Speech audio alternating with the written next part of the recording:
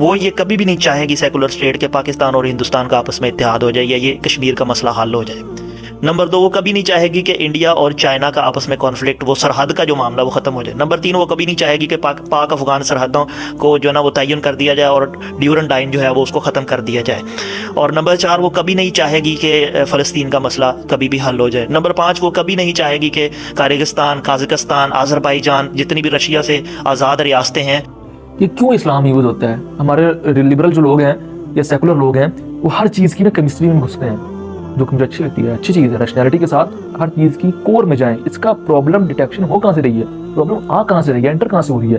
ہارون الرشید کے دور میں امام مالک رحمہ اللہ سے یہ بات کہی گئی تھی کہ آپ نے جو کتاب لکھی ہے نا موطا امام مالک، یہ قانون ہے۔ یہ ایسے آپ خدائی کا دعویٰ کر رہے ہیں، بیکاز اللہ کی دنیا ہے، اللہ کی کائنات ہے، اللہ نے فیصلے کرنے کے کیا معاملات ہونے کیا نہیں۔ اللہ تعالیٰ نے اس کے بارے میں سورہ بقرہ کے اندر فرما دیا کہ میں نے انسان کو خلیفہ بنا کر بھیجا ہے۔ آپ کو پتہ ہے کہ اتحاد تھا کے پی کے میں، جماعت اسلامی کا اور پی ٹی آئی کا، اور بہت سارے جو چیزیں انہوں نے نظر انداز کر کے پی ٹی آئی سے اتحاد کر لیا، لیکن عمران خان صاحب نے بہت ساری ایسی چیزوں سے جو نا وہ دور کرنے کی کوشش کی، کیونکہ یہ پگڑی والے مولوی بندے ہیں۔ اب دیکھیں قرآن مجید آپ کو ایک بیس دے گا، اس کے بعد اس کی ڈیفینیشنز کیا ہیں، اس کی آگے مزید اس کے لاز کیا ہیں، اس کے معاملات کیا ہیں، وہ حدیث ڈیل کرے گی اس کو، وہ حدیث۔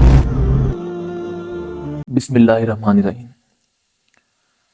اگرچہ بت ہیں جماعت کی آستینوں میں، اگرچہ بت ہیں جماعت کی آستینوں میں، مجھے ہے حکم اعظم لا الہ الا اللہ۔ میں پہلے بھی اس بارے میں ویڈیو بنا چکا ہوں لا الہ الا اللہ کے حوالے سے، تو آج پہلے تھوڑی سی اس کے بارے میں بات کریں گے لا الہ الا اللہ کے حوالے سے، کہ ہمارے ہاں یہ مسکنسیپشن ہے کہ جب ہم لا الہ الا اللہ محمد رسول اللہ پڑھتے ہیں نا تو دس از انف کہ ہم نے جو ہے بس اللہ کو خدا مان لیا اینڈ رسول اللہ کو اس کا نبی مان لیا، دس از انف، اینڈ نماز روزہ پڑھو دیٹس اٹ۔ اصل میں لا الہ الا اللہ میں آپ اگر غور کریں ترجمے کے اندر تو اللہ تعالیٰ فرسٹ ڈینائل کر رہا ہے۔ پہلے یہ نہیں کہہ رہا کہ تمہارا اگر کلمہ اسلامی ہو سکتا تھا کہ کہہ دو کہ تمہارا رب اللہ ہے یا تمہارا رب صرف اللہ ہے یا اللہ میرا رب ہے، اس طرح کلمہ ہو سکتا تھا، لیکن عربی کے اندر وہ اللہ تعالیٰ نے جو ٹیسٹ لے کر آیا نا وہ آپ ضرورت اس کو فیل کریں کہ لا الہ کوئی الہ نہیں ہے، کوئی خدا ہے ایگزسٹ ہی نہیں کرتا۔ یہاں تک تو ایتھیزم کا مقدمہ چل رہا ہے کہ کوئی خدا ہی نہیں ہے الا اللہ، مگر اللہ۔ آپ اگر اس کو غور کریں تو یہ اللہ پرزور طریقے سے اپنی وحدانیت پر نہ زور ڈال رہا ہے، کوئی خدا ہے ہی نہیں سوائے اللہ کے، ٹھیک ہے۔ تو جب ہم کہہ دیتے ہیں نا لا الہ الا اللہ، کوئی خدا نہیں ہے سوائے اللہ کے، اس کا مطلب صرف یہ نہیں ہوتا کہ آپ نے اللہ کو خدا ماننا ہوا اور اب اپنی مرضیاں کریں۔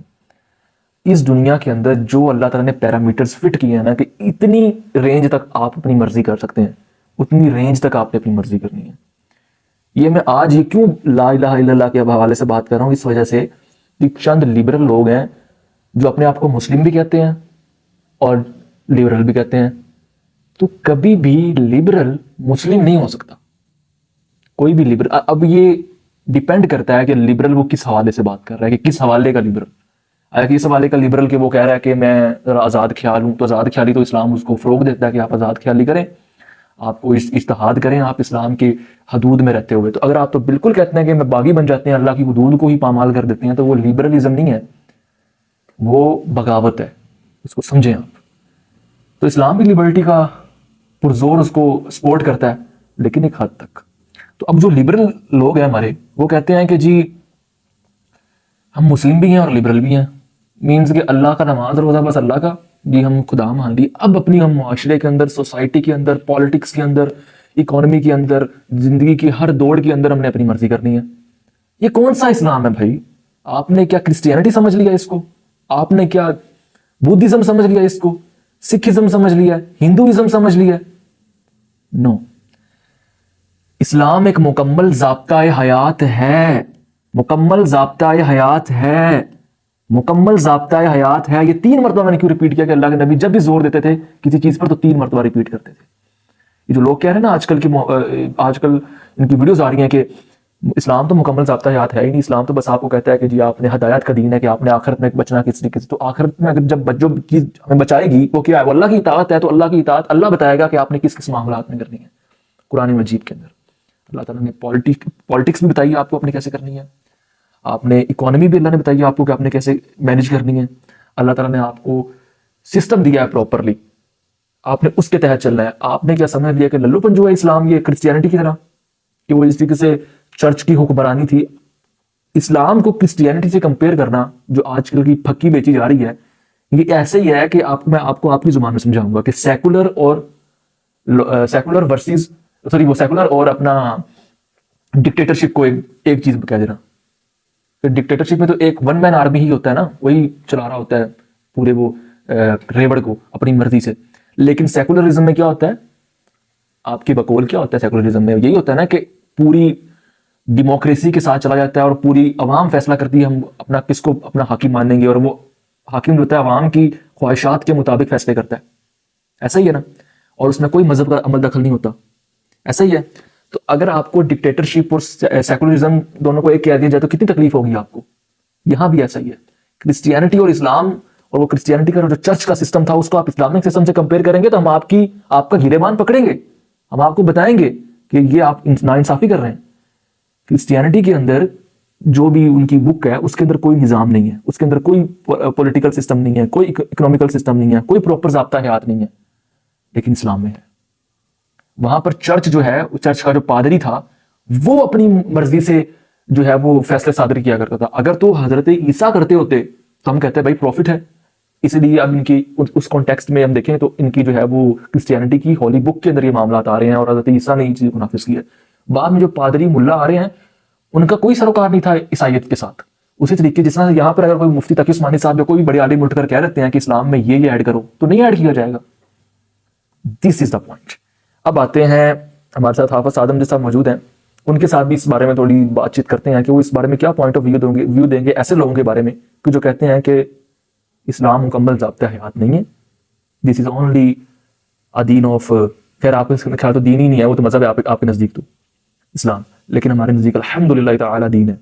دین ہوتا ہے کہتے ہیں جو پراپر انفلوئنس کرتا ہے پوری سوسائٹی کے اندر, in social system, in political system and each and ایوری تھنگ. جی حافظ صاحب اس کے بارے میں آپ کیا رہنمائی فرمائیں گے؟ فرسٹ آف آل میں یہ بتانا چاہتا ہوں آپ کے کوشچن کے آنسر سے پہلے کہ یہ اسکول آف تھاٹ دیا کس طرح جاتا ہے, یہ کیسے ہماری نوجوان نسل میں یہ بات آ رہی ہے کہ اسلام جو ہے وہ مکمل ضابطہ حیات نہیں ہے. کیونکہ ہمارا جو سلیبس ہے نا, وہ جو ہمیں پڑھایا جا رہا ہے اس میں یہ ساری چیزیں ضم کر دی گئی ہوئی ہیں اور خلط ملط کر کے ہمیں اسلام اور دیگر جتنے بھی ادیان اور مذاہب ہیں ان کو مکس کر کے پڑھایا جا رہا ہے. جیسا کہ میں کچھ دن پہلے ایک ویڈیو دیکھ رہا تھا یوٹیوب پہ, تو ڈاکٹر کیسر راجہ آپ کو پتہ ہے کہ وہ ایک یوٹیوبر ہیں اور معروف اسکالر ہیں, ایکٹیوسٹ ہیں.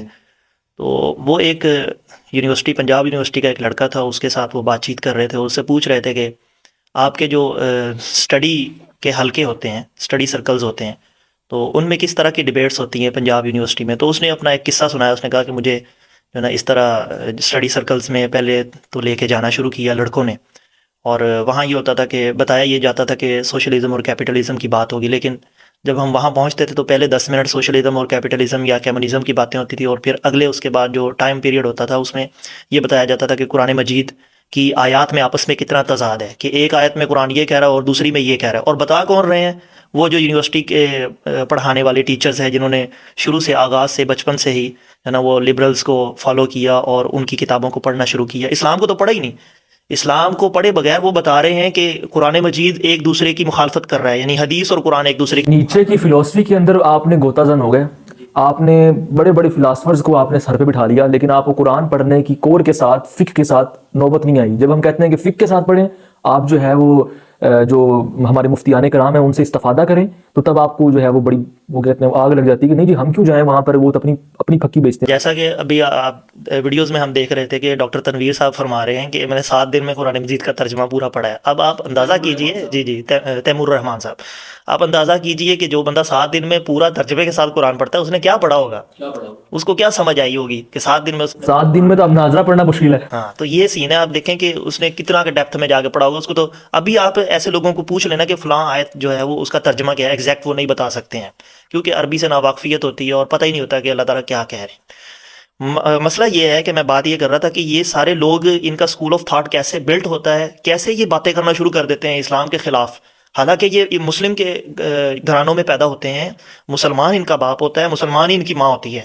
اور اللہ تعالیٰ نے عربی زبان کا جو چوز کیا نا اس کو، وہ کیا ہی اس لیے ہے کہ اس میں ڈیپتھ بہت ہے اور اس میں بہت ساری چیزیں جو ہے نا وہ بڑی ڈیپتھ سے سمجھائی جا سکتی ہیں. جس میں نا وہ ایک ٹک ٹاک دیکھ رہا، اس میں وہ کہتا ہے کہ جو انگلش ہے نا، in English you can only say کہ your eyes are very beautiful, کہ تمہاری آنکھیں بڑی پیاری ہیں. انگلش میں سے تم اتنا کہہ سکتے ہو. اور اردو میں تیری صورت سے ہے عالم میں بہاروں کو سوار، تیری آنکھوں کی سوا دنیا میں رکھا کیا ہے. مطلب کہ اب آپ اس کو فیل کریں اور اس کو فیل کریں، دونوں ادھر کتنا فرق ہے اور یہاں کتنی ڈیپتھ میں انسان فیل کر رہا ہے. تو عربی زبان کا مقصد یہی ہے، اللہ تعالیٰ کا چوز کرنے کا مقصد یہی ہے کہ اس کے اندر وہ ڈیپتھ ہے اور اس کے اندر ایک چیز کور نہیں ہو رہی ہوتی، کافی سارے کانٹیکٹس کور ہو رہے ہوتے ہیں. جیسا کہ ایک مصنف ہے، انہوں نے صرف اونٹ کے نام پہ، اونٹ کے کتنے نام ہیں اس پہ ایک بک لکھی ہوئی ہے. اس میں 1000 اونٹوں کے نام لکھے ہوئے ہیں کہ جی عربی میں ہے کہ اونٹ جب 1 سال کا ہو جاتا ہے تو اس کو کیا کہتے ہیں، 2 سال کا کیا ہو جائے تو اس کو کیا کہتے ہیں. یہ کتاب الزکوٰۃ میں عام اسکالرس کو پڑھایا جاتا ہے. حکہ ہے، جزا ہے، بنت لبون ہے، ابن ہے، ابن مخاض، بنت مخاض، ٹھیک ہے، مسنہ. یہ ساری وہ اصطلاحات ہیں جو اسکالرس پڑھتے ہیں اپنی فقہ کی کتابوں میں. تو پھر اس نے 1000 نام لکھے ہیں کہ اونٹ جب بیٹھا ہو تو اس کا کیا نام ہوتا ہے، چل رہا ہو تو اس کا کیا نام ہوتا ہے، ٹھیک ہے، کھڑا ہو تو اس کا کیا نام. جی جی. تو اس لیے کہ اس عربی میں، عربی لغت میں بہت زیادہ ڈیپتھ ہے اور اس میں جا کے آپ استغراقی ذہن کے ساتھ جب مطالعہ کریں گے تو پھر آپ کو سمجھ آئے گی. اور اقبال کی سب سے زیادہ، جیسے ڈاکٹر اسرار صاحب کہتے ہوتے کہ بہترین تصویر ان کی وہ والی ہے کہ جہاں وہ ایسے کر کے بیٹھے ہوئے اپنے رخسار کے نیچے ہاتھ رکھ کے اور وہ تفکر اور تدبر کر رہے ہیں قرآنی آیات کے حوالے سے. وہ استغراقی ذہن لے کے یوتھ کو، اس وقت کی جو یوتھ تھی ان کو انفلوئنس کرتے تھے. تو کوشچن کا آنسر اب میں کرنا چاہتا ہوں. تو بات یہ کلیئر ہو گئی کہ جو ان کو پڑھایا جاتا ہے بچپن سے، وہی ذہن پھر اسلام کے خلاف وہ لے کے کھڑے ہو جاتے ہیں، کیونکہ شروع سے ہی آغاز سے انہوں نے لبرلزم کو فالو کیا ہوتا ہے، سوشلزم کو فالو کیا ہوتا ہے. جب اسلام کو پڑھنا ہی نہیں ہے تو پھر آپ کیسے اس کو سمجھ سکتے ہو بغیر پڑھے، ٹھیک ہے. جب آپ نے کسی چیز کے بارے میں جاننے کی کوشش ہی نہیں کی تو پھر آپ اس کی گہرائی میں اتر ہی نہیں سکتے. دوسری بات یہ ہے کہ آپ نے جو کوشچن پوچھا کہ جو ہمارے ہاں ایسے لوگوں کا حلقہ پایا جاتا ہے، وہ یہ کہتے ہیں کہ اسلام ایک مکمل ضابطہ حیات نہیں ہے. یہ اولڈ ماڈل ہو چکا ہے، اولڈ فیشن چیز ہے. تو جی بالکل. تو اب ان لوگوں کو بندہ پوچھے کہ آپ نے، پہلی بات تو یہ ہے کہ قرآن کا مطالعہ نہیں کیا، دوسرا سیرت کا مطالعہ نہیں کیا، تیسرا آپ کے جو نا نالج میں حدیث کے بارے میں بالکل بھی کوئی ایسی چیز نہیں ہے کہ جو آپ کو تسلی دیتی ہو. مطلب اتنی ڈیپتھ میں جا کے آپ نے پڑھا نہیں ہے حدیث کو اور قرآن کو اور سنت کو. اگر آپ پڑھتے تو آپ کو پتہ ہوتا ہے کہ اسلام کا ایک اپنا سوشل سسٹم ہے، اپنا اکانومک سسٹم ہے، اپنا پولیٹیکل سسٹم ہے. اسلام ایک مکمل ضابطہ حیات ہے. اکانومی کو لے لیں، ٹھیک ہے. سب سے پہلے میں ایک پوائنٹ پہ آتا ہوں. اکانومی کو لے لیں. اکانومی کے حوالے سے اسلام کا اتنا لٹریچر پڑا ہوا ہے، اتنا لٹریچر پڑا ہے کہ آپ کی سوچ ہے. جو بھی محدث اٹھتے ہیں قرآن مجید میں آپ دیکھیں، یا ایھا الذین آمنوا لا تأکلوا الربا اضعافا مضاعفا، ٹھیک ہے، ربا کے بارے میں، سود کے بارے میں ایک پورا چیپٹر ہے اور کتنی آیات ہیں. اور اس میں ایک چیز بھی ایڈ کرنا چاہوں گا کہ قرآن مجید ڈیل کرتا ہے پیس کو، کہ اکانومی میں آپ نے موٹی موٹی یہ چیزیں رکھنی جو بہت امپورٹنٹ ہے اس کو ہائی لائٹ کر دیتا ہے. اینڈ سیکنڈلی قرآن مجید جو ہے وہ جو بھی اکانومی کی بیسز ہے نا ان کو ڈیل کرتا ہے. اس کے بعد وہ رہنمائی کرتا ہے پروفٹ محمد کی طرف کہ آپ وہ کیسے آئی تھا کہ آپ مطلب کہ جیسے یہ تمہیں فرمائے اس پر عمل کرو. اس کے علاوہ بھی ایک اور آیت ہے میرے ذہن سے نکل رہی ہے، اس کے اندر اس کا مفہوم یہ ہے کہ جب تمہیں کسی چیز کے اندر مشکل پیش آئے تو محمد رسول اللہ ان تنازعتم فی شیء فردوہ الی اللہ والرسول. اگر تم کسی معاملے میں مشکل میں پڑ جاؤ اور تمہارا آپس میں جھگڑا ہو جائے، کسی کا موقف اور ہے اور آپ کا موقف یہ ہے، تو فردوہ الی اللہ والرسول، اللہ اور اس کے رسول کی طرف اپنی بات کو لے جاؤ. رسول اللہ کی طرف اشارہ کیا گیا. اب دیکھیں قرآن مجید آپ کو ایک بیس دے گا، اس کے بعد اس کی ڈیفینیشنز کیا ہیں، اس کی آگے مزید اس کے لاز کیا ہیں، اس کے معاملات کیا ہیں، وہ حدیث ڈیل کرے گی اس کو. وہ حدیث اس طریقے سے قرآن مجید میں نہیں ہے کہ آپ نے سجدہ صاحب کیسے کرنا ہے. قرآن مجید میں نہیں ہے کہ آپ نے، اللہ نے فرما دیا وآتوا الزکاۃ، سوری وہ وقیموا الصلاۃ وآتوا الزکاۃ، کہ نماز قائم کرو اور زکوٰۃ ادا کرو. اس کی اہمیت اجاگر کر دی. اب اللہ کے نبی نے بتانا ہے کہ نماز کیسے پڑھنی ہے، کیسے اس کو سجدہ صاحب کرنا ہے، کیسے اس میں کتنے رکوع ہوں گے، تراویح کے کیا معاملات ہیں اور وتر کے کیا معاملات ہیں. ایچ اینڈ ایوری تھنگ اللہ کے نبی ڈیل کریں گے اور بتائیں گے احادیث کے ذریعے. تو اکانومی، اگر آپ نے گاندھی صاحب اور ان کے جو بھی اسٹوڈنٹس وغیرہ ہیں، اگر آپ نے اکانومی اور پولیٹیکل سسٹم اور سب کچھ صرف اور صرف آپ نے نکالنا ہے اگر قرآن مجید سے، تو سوری ٹو سے آپ نہیں ڈھونڈ سکیں گے. اس کی وجہ یہ ہے کچھ کافی ہے قرآن مجید کا ذکر ہے جو موٹی موٹی چیزیں جو ضروری ہیں، باقی آپ کو سب حدیث سے استدلال کرنا پڑے گا. اگر آپ حدیث سے استدلال نہیں کرتے تو پھر آپ کو بے وقوفی کہا جائے گا، آپ کی انٹلیکچولیٹی صرف زیرو پہ چلی. اس کی ایک لاجیکلی ایگزامپل میں آپ کے سامنے رکھتا ہوں. مثال کے طور پہ ایک بندہ باہر سے آتا ہے، ہم یہاں بیٹھے ہوئے ہیں، ایک شخص باہر سے بھاگتا ہوا آتا ہے اور کہتا ہے کہ باہر روڈ ایکسیڈنٹ ہو گیا، ٹھیک ہے. اب جب ہم اس سے پوچھیں گے کہ بھائی روڈ ایکسیڈنٹ کس کا ہوا آپس میں، تو وہی صحیح بتا سکتا ہے نا، کیونکہ اس نے اپنی آنکھوں سے دیکھا ہے، وہی بتائے گا کہ روڈ ایکسیڈنٹ کس کا ہوا، کار تھی یا بائک تھی، یا کتنے بندے وہاں پہ جو ہے نا وہ متاثر ہوئے ہیں اس ایکسیڈنٹ سے۔ تو اللہ کے رسول صلی اللہ علیہ وسلم ان پر وحی نازل کی جاتی ہے، تو تمام غامدی صاحب بھی مانتے ہیں اور دیگر تمام، ظاہری بات ہے قرآن مجید کی نزول کو تو وہ مانتے ہیں۔ اب جس پر نازل ہوا ہے قرآن مجید کی وہ آیات اتری ہیں سینہ اطہر پر، وہی بتائے گا نا کہ اس کے اصل معانی کیا ہیں، اس کا مفہوم کیا ہے۔ نمبر 2، وہ صحابہ کہ جن کے سامنے یہ ساری آیات اترتی تھی وہ پہلے مخاطب تھے، اور سب سے پہلے جو نا پہلا مکالمہ صحابہ کے ساتھ نبی پاک صلی اللہ علیہ وسلم نے ان کو انٹرپریٹیشن سمجھائی ہے، تشریح توسیع کر کے اس کی سمجھائی ہے کہ اس کا یہ مطلب ہے، اس آیت کا یہ مطلب ہے۔ بہت ساری ایسی آیات ہوتی تھی کہ صحابہ پوچھتے تھے اللہ کے رسول اس کا مطلب کیا ہے، تو آپ اس کی پھر وضاحت کیا کرتے تھے خود، تو ان سے پوچھا جائے گا کہ اس آیت کا کیا مطلب ہے۔ اب جو نبی پاک صلی اللہ علیہ وسلم نے وضاحت کی ہے ان آیات کی، وہ حدیث مبارکہ ہے۔ اتنی ڈیپتھ، اتنا فقہ اور اتنی وہ ہر چیز میں ڈیل کرنا، اپنے غسل کیسے کرنا ہے، اپنے بال کیسے غسل سے بالکل باہر نکلنا تو کیسے آنا ہے، وہ سب کچھ اتنی ڈیپتھ کس چیز ہے ہاں جوڈیزم کے اندر ملتی ہے۔ بالکل نہیں ملتی ہے، بالکل یہی تو اسلام کا امتیاز ہے۔ یہاں تک کہ یہودی یہ کہا کرتے تھے کہ اللہ کے رسول صلی اللہ علیہ وسلم نے جب یہ طریقہ بتایا نا، تو آپ نے واش روم جب جانا ہے تو واش روم جاتے ہوئے پہلے دعا پڑھنی ہے، پھر باہر آتے ہوئے بھی آپ نے دعا پڑھنی ہے، کیونکہ یہ اماجگاہ ہوتی ہے جنوں کی، شیاطین کی، ان کا کھانا غلاظت وغیرہ وہ کھاتے ہیں، اس طرح کی چیزیں، تو جو انسانوں کا فضلہ ہوتا ہے۔ تو آپ نے فرمایا کہ جب آپ نے جانا ہے تو ان سے پناہ مانگنی ہے، واپس آنا ہے تو پھر آپ نے غفرانہ کا پڑھنا ہے، یہ دعائیں سکھائیں۔ پھر ایک اندر کی بات یہ بتائی کہ آپ نے جب واش روم میں جانا ہے تو طبی حوالے سے ایک جو نا وہ پوائنٹ آپ نے بتا دیا کہ آپ نے جب بیٹھنا ہے قضائے حاجت کے لیے تو آپ نے اپنا بایاں ہاتھ اپنی گردن پہ رکھنا ہے۔ یہ حدیث مبارکہ میں آتا ہے کہ آپ نے اپنا بایاں ہاتھ، جی اپنا بایاں ہاتھ جو ہے وہ آپ نے اپنی گردن پہ رکھنا ہے۔ طبی حوالے سے اس کا فائدہ ہے کہ بندہ بالکل سیدھا ہو جاتا ہے، جب سیدھا ہوتا ہے پیٹ تو پھر جو ہے نا وہ فضلہ اس میں کوئی رکاوٹ نہیں بنتی۔ ایک دفعہ ایک صحابی نے یہی بات کسی کو غالباً بتا رہے تھے، یا لوگوں نے اعتراض کیا، یہودیوں نے کہا کہ تمہارا نبی کیسا نبی ہے، ایک صحابی سے کہا تمہارا نبی کیسا نبی ہے، عجیب آدمی ہے کہ وہ نعوذ باللہ وہ قضائے حاجت کرنے کے بھی طریقے بتاتا ہے۔ وہ تو نبی پاک صلی اللہ علیہ وسلم پر اعتراض کیا کرتے تھے اس بات کا کہ اتنی چھوٹی چھوٹی باتیں بتاتا ہے کہ واش روم میں کیسے بیٹھنا ہے۔ تو اسلام تو ہر چھوٹی چھوٹی چیز کے بارے میں وضاحت کرتا ہے۔ یہی بات صحابی نے آ کے اللہ کے رسول صلی اللہ علیہ وسلم سے کہی، تو آپ نے بھی یہی جواب دیا تھا کہ اسلام نے ہر چیز، چھوٹی چھوٹی چیز کو واضح کر دیا ہے۔ اب مجھے یہ بتائیں کہ واش روم جانے اور آنے کا طریقہ اسلام بتا رہا ہے، کیا اس نے اکانومیکلی اسٹیٹ کو کیسے گرو کروانا ہے وہ طریقہ نہیں بتایا ہوگا؟ کیا اس نے پولیٹیکل سسٹم نہیں دیا ہوگا اسلام نے؟ اور یہ دنیا مان چکی ہے کہ اللہ کے نبی صلی اللہ علیہ وسلم کا جو ماڈل تھا اسٹیٹ کا وہ سب سے بہترین نظام تھا، اور اس کی آج تک نہ ہی کمیونزم میں کوئی مثال ملتی ہے، نہ آپ کو سوشلزم میں، نہ کیپٹلزم، نہ کلونلزم، کوئی بھی ایسا سسٹم دنیا کا جو لوگوں کی اختراع ہے، اسکالرز نے، ان کے اسکالرز نے بنایا، اور ان کے جی وہ اسلام کا مقابلہ تو بالکل بھی نہیں کر سکتی ہے۔ یہ اس بات کو پوری دنیا مانتی ہے۔ اچھا، میں یہ ایک اور بات بتانا چاہوں گا کہ دیکھیں جب قرآن مجید ہر صحابی کو یاد تھا نا، اور ہر صحابی کے پاس نسخے تھے لکھے ہوئے، ان کو پتہ تھا کہ فلاں صحابی کے پاس لکھا ہوا ہے، یا کافی صحابی تو حفاظ تھے، اب تھا کیا کہ اب اس کو نہیں جمع کیا گیا قرآن مجید کو۔ جب ضرورت محسوس ہوئی حضرت عثمان غنی کے دور میں، حضرت عثمان غنی کے دور میں جب حفاظ شہید ہونا شروع ہو گیا، وہ ظاہری بات ہے وہ مسلمہ کذاب کے حملے میں بھی کافی صحابہ کی جانے گئی جو حفاظ تھے، تو اب قرآن کی وہ ایک ڈر تھا کہ کہیں قرآن مجید جو ہے وہ ہم سے چلا نہ جائے، یا اس میں کچھ استدراء نہ ہو جائے، اونچ نیچ نہ ہو جائے۔ خیر اللہ نے اس کا تو ذمہ لیا ہوا تھا، تو اللہ نے اسباب بنائے پھر حضرت عثمان غنی کے ذریعے، اور پھر اس کے جو ہے وہ پراپر اس کو قرآن مجید کو ایک بک کی صورت میں رکھا گیا۔ اس کے بعد آتی بات احادیث کی۔ اب صحابہ کرام موجود تھے، اب جس بھی تابعی کو مسئلہ ہوتا ہے وہ صحابہ کرام نے جا کے ڈائریکٹ پوچھ لیتا تھا کہ جی مجھے اس میں مسئلہ، مجھے اس میں گائیڈ کر دیں، وہ گائیڈ کر دیا کرتے تھے۔ اب ہوا کیا، اب ہوا یوں کہ حضرت جو اپنا یہ مطلب کہ صحابہ کرام تھے ہمارے، تو اب جب یہ آہستہ آہستہ کر کے وفات پا گئے، پھر دور آ گیا تابعین کا۔ میرے خیال حضرت عثمان نے، حضرت وہ اپنا امام ابو حنیفہ تابعی ہیں کہ تبع تابعی ہیں؟ ان کے بارے میں اختلاف ہے کہ وہ تابعی ہیں یا تبع تابعی ہیں، لیکن راجح قول یہ ہے کہ وہ تابعی ہیں، تابعی ہیں۔ انہوں نے جو ہے نا امام جعفر صادق رحمہ اللہ سے ڈائریکٹ جو ہے نا علم حاصل کیا، تو زیادہ یہی ہے اوتھینٹک کہ وہ تابعی ہیں۔ تو اب کیا ہوا کہ اب تابعی کے بعد تبع تابعین آ گیا۔ اب تبع تابعین جو ہے وہ جا کے تابعی سے وہ پوچھا کرتے تھے۔ اب آگے معاملات، اسلام چونکہ بہت پھیل چکا تھا اور معاملات آگے بڑھ چکے تھے، اب ہر کوئی تو نہیں آ کے حضرت امام ابو حنیفہ سے پوچھ سکتا تھا آ کر۔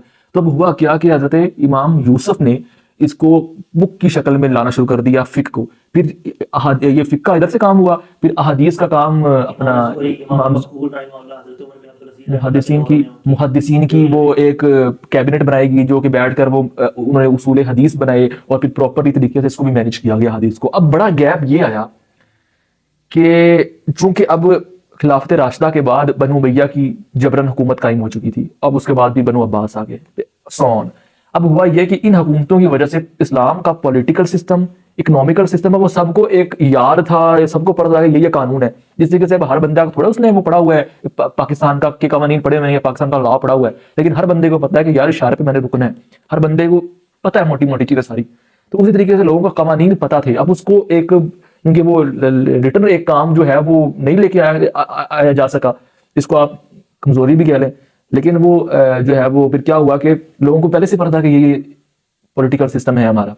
अब वो उसको क्योंकि रिटर्न फॉर्म में नहीं लेके आया गया, जिस तरीके से आज हुआ जाता है, तो अब क्या लोग कहते हैं, वो कहते हैं इस्लाम का कोई इकोनॉमिकल सिस्टम है ही नहीं, पॉलिटिकल सिस्टम है ही नहीं। ये गैप है, हम मानते हैं ये गैप है, ये नहीं हुआ। इसको प्रॉपर एक जैसा पाकिस्तान का आइन है, प्रॉपर इस्लाम का आइन नहीं बनाया गया। इसमें इस्लाम की गलती नहीं, अल्लाह और उसके रसूल की गलती नहीं, इसमें हम उनका इत्तेहाद कह सकते हैं, गलती कह सकते हैं कि उन्होंने प्रॉपरली उसको एक कवानीन की सूरत में नहीं बनाया, नहीं एक प्रॉपर कवानीन लेकर आए। लेकिन वक्तन फवक्तन बहुत से लोगों ने गोशवारे बनाए और उसको गाइड करते रहे, जो मौलाना मौदूदी हो गए, लेकिन अभी तक ये काम नहीं हो सका प्रॉपरली तरीके से, जिस तरीके से पाकिस्तान का प्रॉपर आइन है ना, प्रॉपर आइन है। तो सही कह रहा हूँ ना मैं? इस आपकी जो सारी बातें ना, इसमें से एक पॉइंट से मैं डिसएग्री करता हूँ।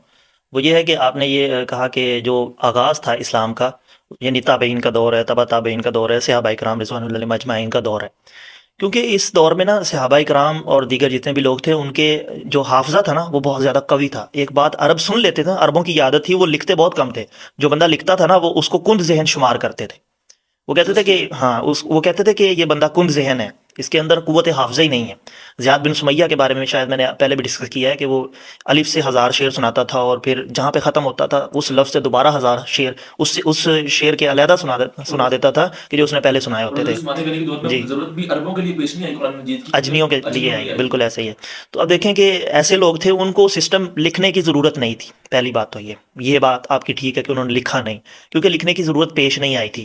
अजमियों के लिए ज़रूरत पेश आई क्योंकि उनका इतना हाफजा कवि नहीं था, उनके लिए लिखा भी गया हज़रत उमर बिन अब्दुल अजीज़ रहमतुल्लाह के दौर में बाकायदा।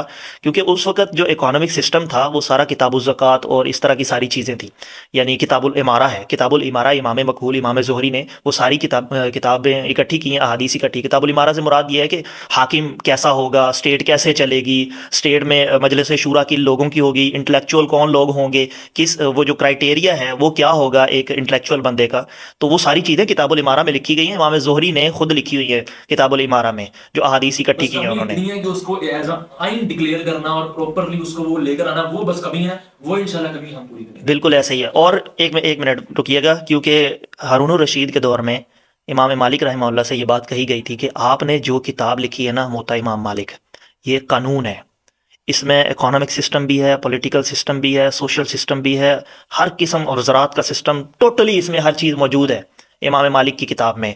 तो उन्होंने ये कहा, हारून रशीद ने ये कहा कि जो ना ये किताब जो ना ये लिखी तो मैंने, और मैंने सही अहादीस इसमें नकल की हैं, और इस बात पे अभी भी इत्तेफाक है कि बुखारी के बाद सबसे जो है ना ऑथेंटिक किताब मोता इमाम मालिक है। ठीक है, तो अब इस किताब को हारून रशीद ने कहा कि एज आ आइन और कानून हम नाफिज कर दें पूरे अरब पर और तमाम इलाकों पर, अजमी अरबी दोनों, हाँ जी दोनों पर। तो इमाम मालिक रहमतुल्लाह ने कहा कि नहीं, ऐसा मत करना, क्योंकि इसमें मेरी अपनी आरा भी शामिल है, मेरी राय भी शामिल है, अहादीस के नीचे मैंने अपनी राय भी शामिल की हुई है। तो वो फिर फिक माल की पूरी दुनिया पे नाफिज हो जानी थी। इस वजह से इमाम मालिक रहमतुल्लाह ने कहा ये काम मत करना, क्योंकि इसमें मेरी आरा भी शामिल है। वो लोग जो कहते हैं ना, लिबरल्स कहते हैं कि इस्लाम एक ऐसी चीज़ है जो बंद है मुट्ठी की तरह। जी, वो कहते हैं कि मुट्ठी की तरह बंद है, इसमें कोई चेंज नहीं हो सकता। क्यों नहीं हो सकता चेंज?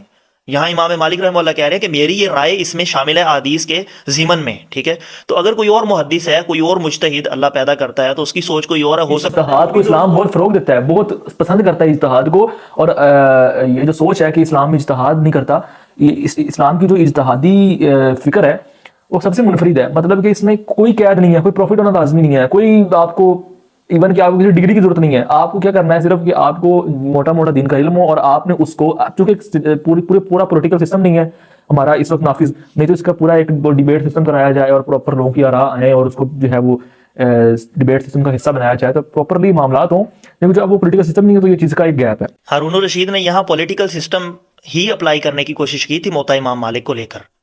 کوئی یہ کہے نا اگر کہ یہ تو جو نا وہ فقہ کے معاملات کو اپلائی کرنا چاہتے تھے، ہرگز نہیں. اس نے باقاعدہ یہ کہا تھا کہ ایز اے پولیٹیکل سسٹم میں اس کو نافذ کرنے کے لیے تیار ہوں مطلع امام مالک کو، لیکن حضرت امام مالک رحمہ اللہ نے منع کر دیا تھا. تیمور لال صاحب جو ہیں وہ ڈاکٹر تیمور رحمان صاحب میرے استاد ہیں، میں ان کو بڑی عزت کرتا ہوں. ان کی ظاہر بات ہے، ہاں اسلام ہمیں بڑا براڈ مائنڈیڈ عزت سکھاتا ہے اور براڈ مائنڈیڈ ہونا سکھاتا ہے کہ آپ کو اگر شیطان سے بھی آیت الکرسی سیکھنی پڑے سیکھو اور اس کو اڈاپٹ کرو. تو میں نے ڈاکٹر تیمور الرحمان صاحب سے بہت فلاسفی کے حوالے سے بہت نالج گین کیا ہے اور اکانومی کے حوالے سے بہت نالج گین کیا ہے، لیکن جہاں پر وہ غلط ہوں گے اگر ان کو میرے نزدیک کوئی پروفٹ نہیں ہے جو وہ غلط نہ ہوں. تو خیر ڈاکٹر تیمور الرحمان صاحب نے کہا کہ اسلام کو اس طریقے سے پیش کرتے ہیں جیسے کوئی تنگ نظر، کوئی ایسی چیز جو کہ بند ہو گئی یا کفر لگ گیا اور اس کو وہ کھل نہیں سکتی. حالانکہ موٹے موٹے اصول دے دیے سود نہیں کرنا اور جو پراپر ایک اصول دے دیے ہیں. اب اللہ تعالیٰ نے جو ایک یہ اصول بیان کیا نا کہ مشورے سے کرو، وہ کس لیے ہے؟ مشورہ کس چیز کو ہے؟ آپ ہمیں بتا دیں پھر مشورہ کیا ہے. اگر اللہ تعالیٰ پھر مشورہ نہیں کہتا کہ مشورہ ہی نہ کرو، میں نے بس جو کہہ دیا وہ بند کر دیا کفر لگ گیا. نہیں، مشورہ کس لیے ہے؟ وہ اس لیے ہے کہ پولیٹیکل سسٹم کی بیسس دے دی ہیں، یہ فلاں فلاں فلاں فلاں چیزیں ہیں، یہ اس کی جو ہے وہ انشاءاللہ ہم میرے اور حافظ صاحب نے انشاءاللہ اس پہ کام شروع کر دینا. اب یہ پراپر بتانا ہے کہ یہ جو بیسز ہیں اس سے اگر ہم ایر پھیر کریں گے نا تو وہ ہے کفر، یا پھر کفر کے درجے تک پہنچے گا، یا پھر وہ غلط ہوگا، یا آپ اللہ تعالیٰ کی وہ قرآن مجید کی آیات کے ساتھ ٹکرا رہے ہو. ٹھیک ہے، اس کو ہم دیکھیں گے. اور جو ہمارے خلفائے راشدین کی آراء تھیں، جو ان کے کام تھے، ہم ان کو بھی دکھائیں گے. اگر تو وہ اس وقت کی رکن شورا کو اچھے لگے وہ نافذ کر دے گی، نہیں تو وہ جدید دور کے تقاضے دیکھتے ہوئے اپنے اندر رائے شامل کرے گی اور اس کو آگے چلا دے گی. تو یہ کہنا کہ اسلام ایک پتھر کے زمانے کی چیز ہے اور وہ کفر لگ گیا ہے، تو یہ آپ کی انٹلیکچولیٹی کی میں کہتا ہوں کہ اس پہ ماتم کرنے کا لمحہ ہے کہ آپ خود دیکھیں پھر کہ آپ کہاں کھڑے ہیں. ایک یہاں چیز میں ایڈ کرنا چاہتا ہوں، دو چیزیں، ایک تو اکانومک سسٹم کے اعتبار سے اور ایک پولیٹیکل سسٹم کے اعتبار سے. لوگ جو کہتے ہیں نا کہ اکانومک سسٹم اسلام کا نہیں ہے، ان کو پتہ ہی نہیں ہے کہ اکانومی کہتے کس کو اور اکانومک سسٹم ہوتا کیا ہے. اتنا میں نے جیسے پہلے عرض کیا ہے کہ اتنا لٹریچر اسلام نے دے دیا ہے کہ اس دور میں یہ کہنے کے ٹریڈیشن ہوتا تھا کہ روایتی انداز میں نا لوگ جب خرید و فروخت کرنے کے لیے جاتے تھے نا عرب کے بازار میں، تو وہاں عجیب و غریب کی قسم کی بے ہو رہی ہوتی تھی، خرید و فروخت ہو رہی تھی. مثلا اگر کوئی شخص بھینس خریدنے کے لیے گیا، سوری بھینس تو وہاں پہ تھی نہیں، گائے خریدنے کے لیے گیا ہے، تو جب گائے خریدنے کے لیے جاتا ہے تو وہ پہلے نسل چیک کرتا ہے. نسل چیک کرنے کے بعد وہ کہتا ہے کہ یہ نسل کی گائے مجھے پسند ہے، اب اس کا جو بچہ پیدا ہوگا اس کو میں خریدوں گا، ابھی سے اس کے پیسے لے لو. ٹھیک ہے، ایک قسم کی یہ بے ہوتی تھی، اس کو بیع السنین کہتے ہیں عربی میں. اب نبی پاک صلی اللہ علیہ وسلم نے اس کو بھی منع فرما دیا، کیونکہ اب بچہ پیدا ہوگا وہ پتہ نہیں مر جائے گا یا ٹھیک ہوگا، اس کی ٹانگ کیسی ہوگی، اس کی آنکھ آور تو نہیں ہوگی، یا اس کے سینگ ٹوٹے ہوئے تو نہیں ہوگے، داغ والی چیز تو نہیں ہوگی. اللہ کے نبی کی آراء تھی، اور جی اللہ کے نبی کی آراء عربی کا وہ تو شریعت بھی ہے، لیکن اب جو ہماری آراء ہوگی نا، اب فار ایگزامپل یہ مسئلہ اس زمانے میں نہ آیا ہوتا، یہ اس زمانے میں جنم لیتا مسئلہ، تو ہمارے اپنے شورا کہتے ہیں کس لیے کہہ رہے ہیں کہ وہ انٹلیکچوئل ہو؟ جی اس لیے کہہ رہے ہیں کہ وہ انٹلیکچوئل ہو تاکہ وہ ان چیزوں کا فیصلہ کر سکے. اب وہ انٹلیکچوئل ہوں گے تو وہ اس چیز کو دیکھیں گے کہ ہاں یار دیکھو یہ غلط چیز ہے. یہ تو لاجک میں بات سمجھ آ رہی ہے نا کہ ایک جس کے ہم پیسے دے رہے ہیں وہ بچہ پتہ نہیں کیسا ہوگا. نہیں. وہ کچھ لوگ ہوتے ہیں نا پھر وہ نہیں اس میں سمجھ آ رہی ہوتی، وہ کہتے ہیں کہ نہیں جی جب ایک بندہ پیسہ دے رہا ہے تو آپ کو کیا مسئلہ ہو رہا ہے. تو وہ ہے چیزیں، پھر وہ اس کو دیکھا جائے گا. جیسے جیسے عمر نے بہت سے وہ اسٹیپس لیے ہیں. اسلام نے ہمیشہ یہ کام کیا ہے کہ کسی کا پیسہ ضائع نہ ہو جائے. تحفظات دیے ہیں کہ آپ نے اتنی محنت سے پیسہ کمایا، کیوں سود میں لگا رہے ہو، ضائع ہو جائے گا. کیوں آپ حرام کام میں لگا رہے ہو، ضائع ہو جائے گا. اور سوسائٹی بھی سپوائل ہوگی آپ کی، مطلب کہ امیر سے امیر تر، غریب سے غریب تر ہوتا جائے. اب اسلام یہ بار بار ہر چیز پہ قدغن لگاتا گیا کہ جو چیز انسان کو نقصان دیتی تھی، جیسے بیع السنین ہو گئی یا منابضہ ہو گیا یا اس طرح کی دیگر بہت ساری جو نا بیوع کی قسمیں ہیں، خرید و فروخت کی قسمیں ہیں. ہوتا کیا تھا کہ کٹھے مل کے 7-8 اونٹ کرتے تھے. اونٹ کرنے کے بعد ان کا جو نا گوشت مختلف حصوں میں تقسیم کر دیا جاتا ہے.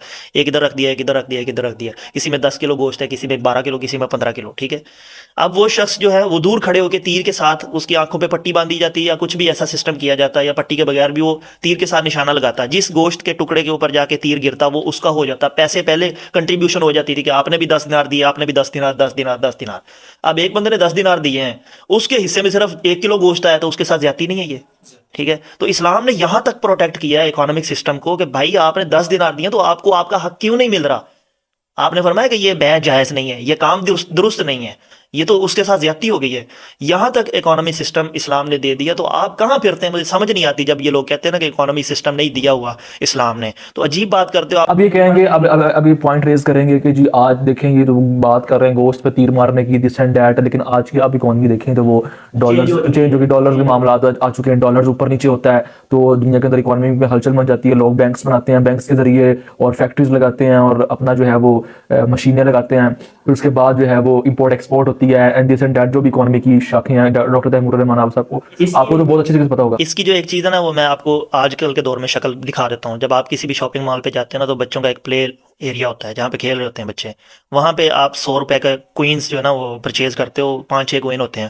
وہ ایک مشین ہوتی ہے، آپ اس کے اندر ڈالتے ہو، ڈالنے کے بعد وہ ایک کیچر سا ہوتا ہے، وہ کبھی لیز اٹھاتا ہے، کبھی کوئی ایسی چیز اٹھا لیتا ہے اور اٹھا کے وہ باہر نکل آتی ہے جو بھی آپ اٹھا لیتے ہو. تو یہی وہ سین ہے کہ آپ نے سکہ ڈال کے جو ہے نا قسمت آزمائی کر لی اور اٹھا کے باہر لے کے آئے. ہو سکتا ہے کہ اس کیچر میں کچھ بھی نہ آئے، ہو سکتا ہے آپ نے 100 روپے دے اور اس کے بدلے میں صرف اس کو اسلام سپورٹ نہیں کرتا، بالکل نہیں سپورٹ کرتا، کیونکہ یہ انسان کا نقصان. یہ وہ قسمت پوری قسمت آزمائی جو ہے، قسمت آزمائی سے ہٹ کے یہ انسان کا سیدھا سیدھا نقصان نظر آ رہا ہے. 100 روپے آپ نے دیا اور ایسے کیا کیچر میں کچھ بھی نہیں آیا. اچھا تو یہ اگر فار ایگزامپل لوگ کہیں کہ ہمیں لبرٹی دی جائے اس حوالے سے، پیسہ ضائع کرنے کے حوالے سے، کہ میں پیسہ مثال کے طور پہ میرے پاس لاکھوں ڈالر ہے، بندہ رسک لینا چاہتا ہے نا کہ میں ہوتا مجھے 100 کروڑ مل جائے یا اتنا پیسہ ضائع چلے تو خیر ہے، نہیں تو وہ ایک رسک لینا چاہ رہا ہے. جیسے اگر تو کاروبار ہے نا، یہ کاروبار نہیں ہے. یہ کاروبار نہیں ہے کہ آپ نے پیسہ، آپ یہاں پہ پرچیزنگ کر رہے ہو، ٹھیک ہے، پرچیزنگ بھی نہیں بلکہ قسمت آزمائی کر رہے ہو، ٹھیک ہے. یہ سیدھا سیدھا جوئے والی شرط آ جاتی ہے، جوئے والی قسم آ جاتی ہے. اگر تو آپ پراپر بزنس کر رہے ہو، بزنس کے کچھ ایتھکس ہوتے ہیں، کوئی طریقہ کار ہوتا ہے بزنس کا. یہ ہاں جی، ہاں. میں آپ کو ایک مثال دیتا ہوں. اگر کوئی بندہ ایک بیگ بھر کے ڈالرز کا لے جاتا ہے اور جا کے اس کو نہر میں پھینک دیتا ہے اور کہتا ہے کہ میں نے نہر میں لگا دیے ہیں، ٹھیک ہے، اب مجھے ریٹرن آ جائے گا، تو وہ بیوقوفی کر رہے ہیں نا. یہاں بزنس تھوڑی ہو رہا ہے، ٹھیک ہے، بزنس پانی میں تھوڑی ہوگا، اس کے پیسے ضائع ہو جائیں گے. یہی صورتحال یہاں پہ ہے. وہ بزنس تھوڑی کر رہا ہے، وہ 100 روپے کے اس نے سکے لے لیے اور اگرچہ وہ انٹرٹینمنٹ کے لیے اپنے بچے کو خوش کرنے کے لیے سارا کچھ کر رہا ہے، لیکن آپ کے پیسے تو ضائع ہو رہے ہیں. اسلام اتنی چھوٹی سی جگہ پہ بھی آپ کو پروٹیکٹ کر رہا ہے کہ آپ کیوں پیسے ضائع کر رہے ہو. بچوں کی انٹرٹینمنٹ کے لیے آپ کچھ اور کر لو. اس کی کوئی اور صورت ہو سکتی ہے، کوئی اور صورت ہو سکتی ہے اس کی. تو خیر یہ چیزیں ساری جو بھی آرائے معاملات ہیں یہ رکن شورا بیٹھ کر خود تعین کرے گی اس کا، اسی طریقے سے جیسے میں اور حضرت بٹل کر رہے تھے آپس میں بھی. رکن شورا سے بھی ایک مجھے بات یاد آئی ہے کہ رکن شورا میں اگر کوئی شخص یہ کہتا ہے نا کہ مجھے بناؤ وزیر اعظم یا مجھے پی ایم بنا دو، تو وہ نہیں بن سکتا، کیونکہ اسلام نے اس چیز سے منع کر دیا ہے. کہ حدیث مبارکہ میں آتا ہے، ایک صحابی سے آپ نے فرمایا کہ اگر تو نے کسی چیز یا عہدے کی خواہش ظاہر کی تو گویا کہ تو چھری کے ساتھ کاٹ دیا گیا.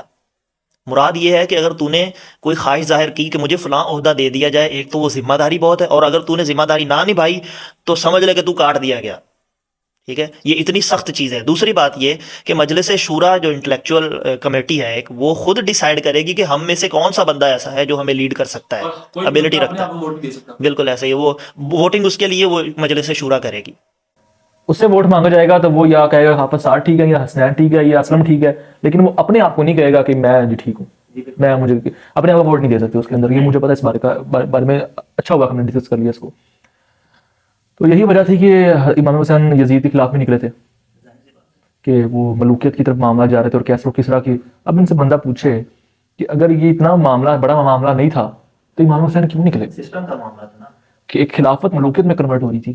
آپ نے پورا خاندان حضرت خود سوچیں، ایک مرتبہ آل رسول کو آپ قربان کر رہے ہیں، بھلے آپ آل رسول کا ایک فرد ہیں، لیکن آپ اتنا بڑا مطلب کہ سٹیپ لے رہے ہیں. وہ کہتے ہیں نا کہ کچھ لوگ کہتے ہیں کہ لوگ کیوں نہیں نکلے امام حسین کے ساتھ. اس کی ایک وجہ یہ ہے کہ امام حسین ایک تو وہ ان کی وہ جنگ کی نیت سے جا ہی نہیں رہتے، تو کوفہ تبلیغ کرنے جا رہے تھے، کے لیے جا رہے تھے، تو ایک دم جنگ مسلط ہو گئی. پہلی وجہ تو یہ ہے. دوسرا اگر کوئی اس بارے میں سوال اٹھاتا بھی ہے کہ دیکھیں فلاں صحابی فلاں آدمی، میں صحابہ کرام ہمارے سر کا تاج ہے، میں ان کی بات نہیں کر رہا، ایک مثال دینے کے لیے کہہ رہا ہوں for the sake of argument. تو وہ کہتے ہیں کہ صحابہ کرام جو ہیں جیسے وہ کیوں نہیں نکلے امام حسین کے ساتھ؟ اس کا مطلب کہ امام حسین کی اپنی کوئی چوائس تھی؟ نہیں. کویسچن یہ نہیں بنتا، کویسچن یہ نہیں بنتا کہ امام حسین کیوں نکلے. کویسچن یہ بنتا ہے کہ جب آل رسول کا فرد حضرت حسین وہ نکلے ہیں جس کی اللہ کے نبی نے تربیت کی ہے، مولا علی نے تربیت کی ہے، وہ نکل گیا تو باقی کیوں نہیں نکلے؟ سوال یہ بنتا ہے، سوال یہ نہیں بنتا. یہ مولانا مودودی صاحب کے جو ہے نا وہ انہوں نے یہ بات کی تھی تو بڑی خوبصورت لگی. تو یہی بات ہے کہ اسلام جو ہے وہ ہرگز آپ کو اگر آپ کہیں کہ سسٹم نہیں کوئی دیتا تو یہ پھر آپ کی اپنی انٹلیکٹ کی پہ ماتم کرنے والی بات ہے. تو اور آپ اس کے بارے سے کوئی بات کرنا چاہیں؟ جو پولیٹیکل سسٹم ہوتا ہے نا، یہ اصل میں جڑ ہوتی ہے. پولیٹیکل سسٹم اور اکانومی سسٹم یہ نا ہر ریاست کی جڑ ہوتی ہے. جب تک آپ اس کو مضبوط نہیں کرو گے نا تب تک آپ کی جو ریاست ہے وہ سروائیو نہیں کر سکتی. پولیٹیکل سسٹم کے لیے مجلس شورا کا قانون دیا اسلام نے، اور اکانومک سسٹم کے لیے آپ کو زکوٰۃ کا نظام دیا ہوا ہے، اور سود سے بچنے کی جتنی احادیث ہیں وہ سارا کچھ دیا ہوا ہے. اب آپ اگر اس پہ عمل نہیں کر رہے ہو یا آپ کی اسٹیٹ جو ہے وہ اس پر عمل نہیں کر رہی تو یہ اسلام کا قصور نہیں ہے. دوسری بات یہ لوگ یہ کہتے ہیں کہ دیکھیں جی آج تک اسلام کے نام پر ہمیں کتنا لوٹا گیا ہے، جو بھی آیا اس نے اسلام کا ٹچ دے کے ہمیں لوٹنا شروع کر دیا، اور بھٹو صاحب آئے ہیں اس نے بھی ٹچ دے کے لوٹا، خان صاحب آئے ہیں تو انہوں نے بھی وہ ٹچ دیتے رہے ہیں، جتنے بھی لوگ آتے رہے ہیں وہ ٹچ دے کے ہمارے جو ہے نا متزلزل کرتے رہے ہیں، پاکستان کی حدود کو اور اس کی بنیادوں کو ہلانے کی کوشش کرتے رہے ہیں. ٹھیک ہے، تو بات یہ ہے کہ اگر پاکستان میں دیکھا جائے تو 76 سال سے لبرلزم ہی چل رہا تھا اور سیکولرزم ہی چل رہا تھا. آپ ایک فون کال پہ آپ کی ساری تدبیریں چینج ہو جاتی ہیں. جب امریکہ سے کال آتی ہے نا تو آپ کی ساری پالیسیز، فورن پالیسیز جتنی بھی ہیں وہ ساری چینج ہو جاتی ہیں. اس کا مطلب یہ ہے کہ آپ ان کے غلام ہو، نہ کہ آپ اسلام کے اوپر چل رہے ہو. بجائے کہ جب آپ اپنے خدا کے بندے اور اس کے وہ غلام نہیں بن کر اس کے رولز کو فالو کرتے ہو تو پھر کبھی آپ کو امریکہ آپ کے رولز آپ پر امپلیمنٹ کرے گا، کبھی چائنا کرے گا، تو کبھی رشیا کو موقع ملے گا تو وہ کرے گا. یہی نا ان الحکم الا للہ، کہ اللہ کی حاکمیت کسی بھی ریاست میں سب سے پہلی بات یہ ہے کہ اللہ کی حاکمیت ہوگی. کوئی بندہ یہ نہیں کہہ سکتا کہ میں قانون بناؤں گا. ٹھیک ہے، اب کوئی حاکم ہے وہ کہتا ہے کہ میرا خیال سے خدائی کا دعویٰ ہے. سوری، جی بالکل ایسے ہی ہے. ظاہر سی بات ہے کہ یہ اللہ کا حق ہے قانون بنانا. اگر کوئی بندہ یہ ایسے ہی ہے کہ بندہ کہتا ہے کہ سورج آج سے مشرق سے میں نہیں نکلنے دوں گا، میں مغرب سے آج سے نکالوں گا. یہ ایسے آپ خدائی کا دعویٰ کر رہے ہیں بیکاز اللہ کی دنیا ہے، اللہ کی کائنات ہے، اللہ نے فیصلے کرنے کے کیا معاملات ہونے کیا نہیں. اللہ تعالیٰ نے اس کے بارے میں سورہ بقرہ کے اندر فرما دیا کہ میں نے انسان کو خلیفہ بنا کر بھیجا ہے. ٹھیک ہے، اور وہ خلیفہ بنا کر کیوں بھیجا ہے، کس نے بھیجا ہے؟ نماز روزہ پڑھنے کے لیے. وہ تو ایک اللہ کی عبادت ہے نا، وہ تو اللہ تعالیٰ کے ساتھ ایک وہ اپنائیت کا اظہار ہے، اس کے ساتھ ہاں وہ تو کرنا ہی کرنا ہے. لیکن وہ جو اللہ نے خلیفہ بنا کر بھیجا ہے وہ اس لیے بھیجا ہے کہ اللہ نے خود رول نہیں کرنا وہاں پہ. لہٰذا جو ایک پارٹی ہوگی اللہ تعالیٰ کی جس کو مسلم پارٹی کہا جاتا ہے وہ لیڈ کرے گی اور وہ اللہ کا نظام جو ہے پوری دنیا پر نافذ کرے گی. یہ اللہ نے خود آپ کو تو نافذ نہیں کرنا نا، پھر وہ امتحان کیا ہوگا کہ اللہ نے اپنے آپ کو شو کر دیا، پھر امتحان کا تو نا. جب ایک حاکم اس کو یہ پاور دی جائے گی نا کہ تم اپنے قانون خود بناؤ یا اپنی ریاست کے قانون خود بناؤ، تو سب سے پہلے وہ اپنے آپ کو اور اپنے بیوی بچوں کو اور اپنے خاندان کو پروٹیکٹ کرنے کے لیے اصول ضابطے بنائے گا. اور اور میں دیکھا بھی گیا پاکستان کی پولیٹکس کے اندر کہ جب بھی کسی صدر کو موقع ملتا تھا یا کسی جرنیل کو موقع ملتا تھا تو وہ جب قوانین بناتا تھا تو وہ اس کے اندر ایسی رد و بدل کرتا تھا کہ جس میں ساری کی ساری پاور اس کے حصے میں. بالکل ایسے ہی ہے. اور پھر دوسری بات یہ ہے کہ وہ سب سے زیادہ اپنوں کو سہولت دینے کی کوشش کرے گا، جیسا کہ آپ کے پاکستان میں چل رہا ہے. ہر M N A M P A کو 500 گیلن تک پیٹرول فری دیا جاتا ہے اور ٹیکس آپ پے کرتے ہو. اس کا آپ کی جیبوں سے ٹیکس نکلتا ہے، یہاں تک کہ آپ ایک ماچس کی ڈبی بھی پرچیز کرتے ہو، 2 روپے کی ڈبی ہے، 3 روپے آپ کو پیچھے ٹیکس پڑتا ہے. اور اس ٹیکس سے ان کے بچے عیاشیاں کرتے ہیں اور ان کے باہر کی یونیورسٹیوں میں فلی فنڈڈ اسکالرشپ کے ساتھ ان کے داخلے ہوتے ہیں. لیکن آج جو غریب بچہ ہے وہ بیچارہ پس جاتا ہے، اس کو کچھ نہیں ملتا. تو کھانے کو نہیں مل رہا، پڑھائی کے بعد کی بات ہے، وہ تو سیکنڈری چیز ہے. اچھا حضرت، میں یہ کہہ رہا تھا کہ اسلامک سسٹم جو اسلام میں یوز ہوا ہے جو پاکستان کی تاریخ کے اندر، تو اس میں کیا اسلام کا قصور ہے؟ اسلام کا قصور کیسے ہو سکتا ہے کہ جب آپ اس کا خود مطلب کہ پوری طرح اپلائی نہیں کر رہے ہو. ایک تو ایک سوری میں کوشچن تھوڑا اپنا مطلب کہ چینج کر کے کچھ صحیح طریقے سے ریپرزینٹ کرتا ہوں. اسلامک سسٹم یوز ہوا، سوری اسلام یوز ہوا تو کیا اس کے وجہ سے اسلام کوئی غلط مذہب ہے؟ ایک غلط مذہب ہے؟ میں آپ کو اس کی ایک لاجیکلی میں آپ کو مثال آپ کے سامنے رکھتا ہوں. چھری ہے نا، چھری. اب ایک بندہ پرچیز کرتا ہے دکان سے چھری، اس کے بعد آ کے وہ گھر میں لا کے اس کا استعمال کرتا ہے. سبزی کاٹ لیتا ہے، کاٹ کے سبزی پکا کے وہ کھا لیتا ہے، اس کا پیٹ بھر جاتا ہے اور وہ اللہ کا شکر ادا کرتا ہے. اللہ نے اس کو رزق دیا اور استعمال کیا ہوئی ہے چھری، اور چھری کے ذریعے سے اس نے یہ سارا کام کیا ہے. نمبر 2، ایک بندہ جاتا ہے وہ چھری پرچیز کرتا ہے اور اس کے ساتھ وہ جا کے کسی کا قتل کر دیتا ہے. اب مجھے یہ بتائیں کہ کیا چھری غلط ہو گئی ہے؟ بندہ غلط ہے، اس کا عمل غلط ہے، اس کا کام غلط ہے، اس نے اس کا مس یوز کیا ہے. یہ سوال بھی اٹھتا ہے کہ سیکولرزم کیوں نہیں یوز ہوتا؟ سیکولرزم کیوں نہیں یوز ہوتا؟ اس لیے ہم کہتے ہیں کہ جو اسلام یوز ہوتا ہے سیکولرزم یوز نہیں ہوتا، اس لیے ہم کہتے ہیں سیکولرزم. اچھا، سیکولرزم اب بھی یوز نہیں ہوتا تو یہ حالات ہیں. میں آپ کو ایک چھوٹی سی ایگزامپل اور دیتا ہوں. امریکہ سب سے بڑی سیکولر اسٹیٹ ہے، اس بات سے ایگری کرتے ہیں نا؟ امریکہ نے یہ قانون بنا رکھا ہے کہ میڈیکل جتنی بھی پروڈکٹس ہیں وہ تب تک امپورٹ نہیں ہوتی جب تک وہ سائن نہیں کرتے ہیں. ایران میں اس وقت جو سچویشن ہے وہ خود امریکہ کے جتنے بھی منسٹرز ہیں وہ یہ بڑے خوشی کے ساتھ اظہار کرتے ہیں کہ دیکھیں ایران کے لوگ ایک ایک چیز کو ترس رہے ہیں، ان کو ایک انجیکشن نہیں مل رہا اپنے بچوں کو لگانے کے لیے کہ وہ اس سے اس کا بخار ختم ہو جائے یا اس کو جو چوٹ لگی ہے وہ ٹھیک ہو جائے، اینٹی بایوٹکس وغیرہ وہ ادویات مہیا نہیں کی جا رہی، کیونکہ پیچھے سے اس نے بین کیا ہوا ہے امریکہ نے کہ وہ ایران میں ادویات نہیں بھیجے گا، اور ایران بھیک مانگ رہا ہے۔ ادویات سب سے مہنگی ہیں ایران میں، سب سے زیادہ جو مہنگی چیز ہے وہ دوائیاں ہیں ادھر، انجیکشنز وغیرہ اس طرح کی چیزیں ہیں۔ اب امریکہ سیکولر سٹیٹ ہو کر یہ کام کر رہا ہے، اور آپ کا کیا خیال ہے کوئی بھی سیکولر بندہ ہو یا لبرل بندہ ہو وہ انسانیت کا قتل کرنے کی اجازت دے گا؟ بالکل نہیں دے گا، کیونکہ اس کو پتہ ہے اس چیز کا کہ اس کا کیا اثر کیا ہوگا معاشرے کے اوپر، سوسائٹی خراب ہو جائے گی۔ اگر میں کسی کے بارے میں برا سوچتا ہوں تو لوگ میرے بارے میں برا سوچیں گے۔ تو سیکولرزم ایسے یوز ہو رہا ہے کہ سیکولرزم کے نام پر حکومت بنا کر لوگ اپنے اپنے مفاد نکالتے ہیں۔ بالکل ایسے ہی، اور جب جو نیا حاکم آتا ہے سیکولر اسٹیٹ کے اوپر اس کی اپنی پالیسیز ہوتی ہیں، کیونکہ خود آپ نے اللہ کو ڈینائی کر دیا نا، آپ نے اللہ کو پیچھے کر دیا، اب آپ نے اپنے قانون بنانے، تو اپنے قانون بنا کر آپ نے اس میں ظاہری بات ہے اپنی ڈنڈیاں ماریں گے۔ چلے آپ کہتے ہیں کہ ڈیموکریسی کے ساتھ دیکھا جائے گا، تو ڈیموکریسی کے ساتھ دیکھنے کے بعد بھی جب ایک حکومت آ جاتی ہے تو اس کو پتا ہے اس پر کوئی گرفت نہیں کر سکتا۔ اب حکومت ہے اس میں وہ کرپشن اس لیے ہوتی ہے کہ لوگ گرفت نہیں کر سکتے۔ ابھی اگر یہ کہتے ہیں فار ایگزامپل، اگر یہ کہتے ہیں کہ ہمارے لیے جو آئیڈیل سیکولرزم ہے وہ یہ ہے کہ وہاں پر لوگ گرفت کریں، تو ان سے یہ پوچھا بندہ کہ گرفت تب ہوتی ہے کہ جب پیچھے اوپر ایک سپریم پاور ہو۔ تو سپریم پاور تو اللہ ہے۔ جب بندے کو پتا ہوگا کہ یار اللہ کا قانون ہے، یہ کون ہوتا ہے چودھری اندر منہ مارنے والا، ٹھیک ہے، تو پھر اس کے بعد وہ ایک معاملات اور ہوں گے۔ رہی بات اس کی، تھوڑی میں کیمسٹری میں جاننا چاہتا ہوں کہ کیوں اسلام یوز ہوتا ہے۔ ہمارے لبرل جو لوگ ہیں یا سیکولر لوگ ہیں وہ ہر چیز کی نا کیمسٹری میں گھستے ہیں، جو کہ مجھے اچھی لگتی ہے، اچھی چیز ہے، ریشنلٹی کے ساتھ ہر چیز کی کور میں جائیں۔ اس کا پرابلم ڈیٹیکشن ہو کہاں سے رہی ہے، پرابلم آ کہاں سے رہی ہے، انٹر کہاں سے ہو رہی ہے۔ تو یہ جو اسلام یوز ہو رہا ہے پاکستان کے اندر، اس کی وجہ کیا ہے؟ اس کی وجہ یہ نہیں ہے کہ اسلام غلط ہے، یہ کرسچینٹی بھی تو یوز ہوئی ہے نا۔